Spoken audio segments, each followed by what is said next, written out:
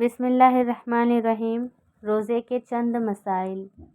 نیت دل کے ارادے کا نام ہے۔ زبان سے کہنا شرط نہیں، مگر زبان سے کہہ لینا مستحب ہے۔ رات میں نیت کرے تو یوں کہیں کہ میں نے نیت کی کہ اللہ تعالیٰ کے لیے اس رمضان کا فرض روزہ کل رکھوں گی، اور دن میں یعنی دوپہر سے پہلے نیت کرے تو یہ کہے کہ میں نے نیت کی کہ اللہ تعالیٰ کے لیے آج رمضان کا فرض روزہ رکھوں گی۔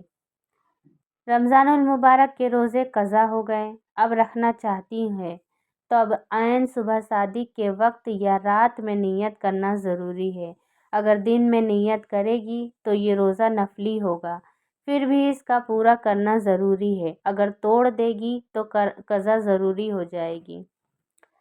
روزے میں تیل یا سرما لگایا تو روزہ نہیں ٹوٹے گا، اگرچہ تیل یا سرما کا مزہ حلق میں محسوس ہوا یا نہ ہو، بلکہ تھوک میں سرمے کا رنگ بھی دکھائی دیتا ہو، جب بھی روزہ نہیں ٹوٹے گا۔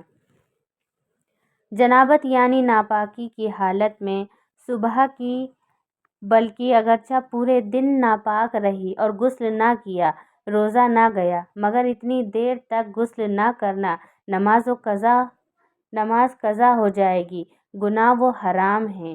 حدیث میں فرمایا، جنب جس گھر میں ہوتا ہے اس گھر میں رحمت کے فرشتے نہیں آتے۔ بچہ جیسے ہی 8ویں سال میں قدم رکھے، اس کے ولی پر لازم ہے کہ اسے نماز روزے کا حکم دے، اور جب اسے 11واں سال شروع ہو تو ولی پر واجب ہے کہ روزہ نماز پر مارے تاکہ وہ عادی ہو۔ ہاں، اگر روزے سے اسے نقصان پہنچتا ہو تو بات الگ ہے۔ عورت کا حیض و نفاس سے خالی ہونا روزے کے لیے شرط ہے۔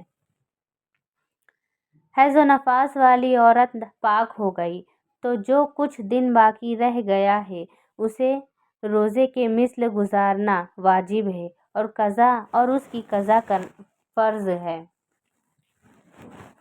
حیض و نفاس والی صبح صادق کے بعد پاک ہو گئی، اگرچہ سحوۂ کبریٰ یعنی دوپہر سے پہلے، اور روزے کی نیت کر لی تو یہ روزہ نہ ہوا، یہ روزہ نہیں ہوگا۔